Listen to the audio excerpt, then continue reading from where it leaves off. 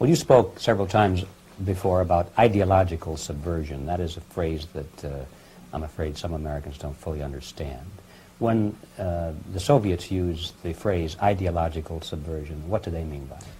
Ideological subversion is the process which is legitimate, overt, and open. You can see it with your own eyes. All you have to do, all American mass media has to do, is to unplug their bananas from their ears, open up their eyes, and they can see it. There is no mystery. There is nothing to do with espionage. I know that espionage intelligence gathering looks more romantic.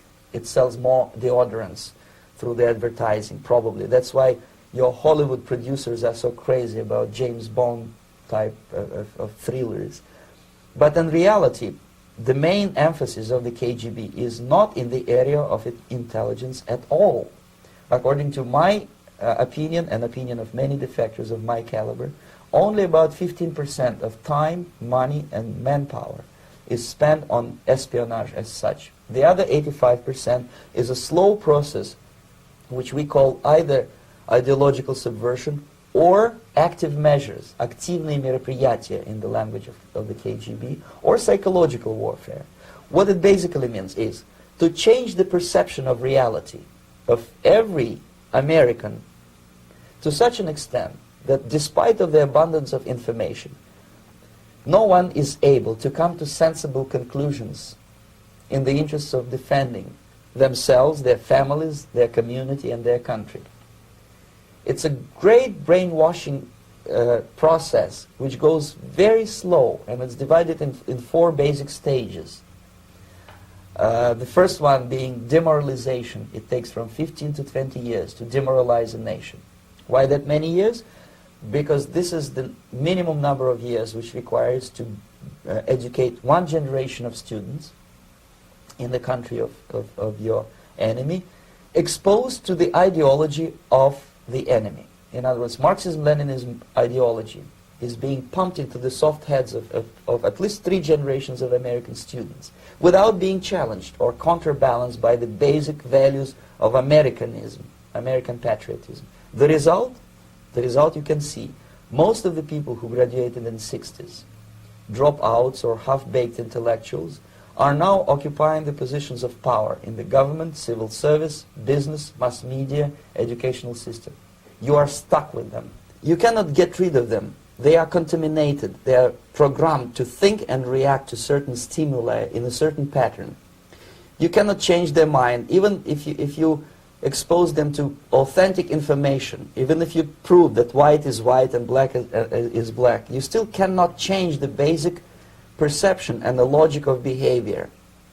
In other words, these people, the process of demoralization is complete and irreversible.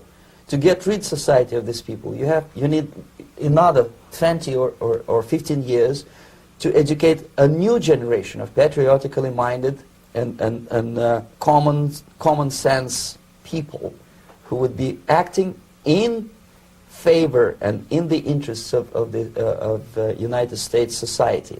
And yet these people who've been programmed and, as you say, in place, and Yes. who are favorable to an opening with the Soviet concept, these are the very people who would be marked for extermination in this country? Most of them, yes. Simply because the psychological shock when they will see in future what the beautiful society of equality and social justice means in practice, obviously they will revolt. They will be very unhappy, frustrated people. And the Marxist-Leninist regime does not tolerate these people. Obviously they will join the links of dissenters, dissidents. Unlike in present United States, there will be no place for dissent in future Marxist-Leninist America. Here you can get popular like Daniel Ellsberg and filthy rich like Jane Fonda for being dissident, for criticizing your Pentagon. In future, these people will be simply squashed like cockroaches. Nobody is going to pay them nothing for their beautiful, noble ideas of equality. This they don't understand, and it will be greatest shock for them, of course. The demoralization process in the United States is basically completed already. For the last 25 years, actually it's overfulfilled, because demoralization now reaches such areas where previously not even Comrade Andropov and all his experts would even dream of such a tremendous success.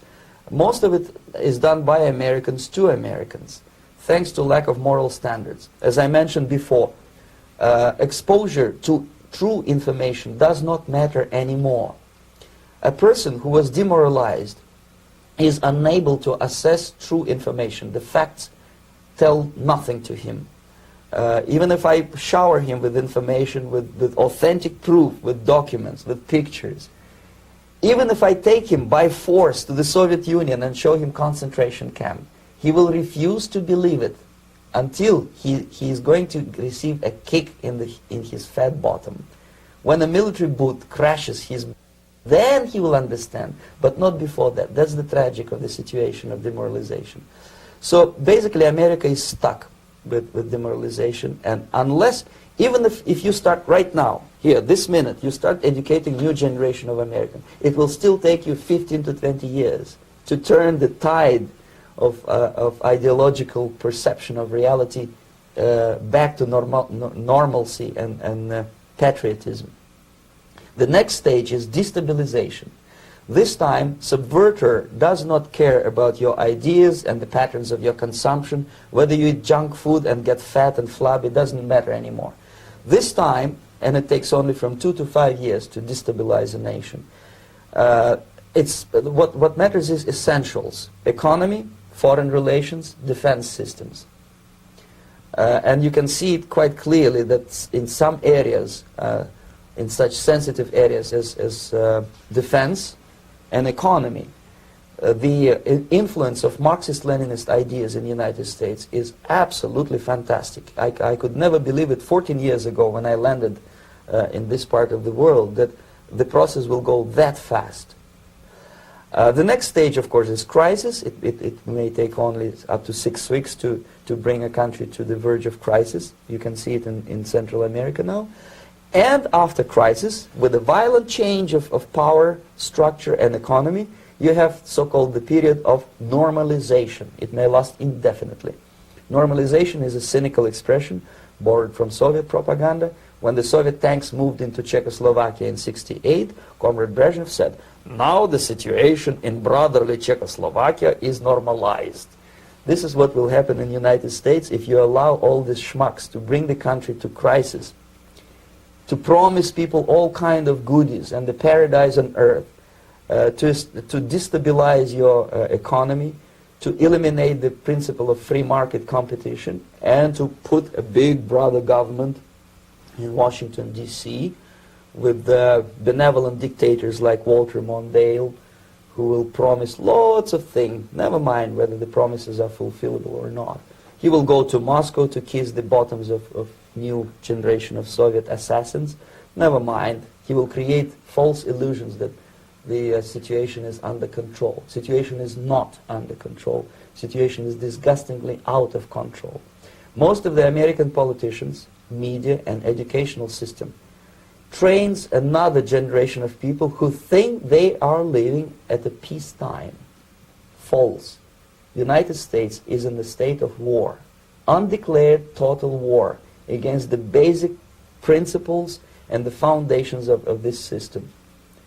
And the initiator of this war is not Comrade Andropov, of course. It's the system. However ridiculous it may sound, the world communist system or the world communist conspiracy, whether I scare some people or not, I don't give a hoot. If you are not scared by now, nothing can scare you. But you don't have to be paranoid about it. What actually happens now, that unlike myself, you have literally several years to live on unless the United States wake up. The time bomb is ticking. With every second, the disaster is coming closer and closer. Unlike myself, you will have nowhere to defect to, unless you want to live in Antarctica with penguins. This is it. This is the last country of freedom and possibility. Okay, so what do we do? What is your recommendation to the American people? Well, the immediate thing that comes to my mind is, of course, There must be a very strong national effort to educate people in the spirit of real patriotism, number one. Number two, to explain them the real danger of socialist, communist, whatever, welfare state, big brother government. If people will fail to grasp the impending danger of that development, nothing ever can help United States. You may kiss goodbye to your freedom, including freedoms to homosexuals, to prison inmate. All this freedom will vanish, evaporate in 5 seconds, including your precious lives.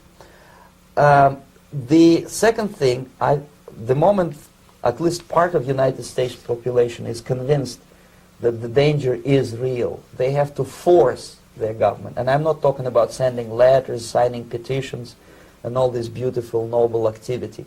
I'm talking about forcing United States government to stop aiding communism.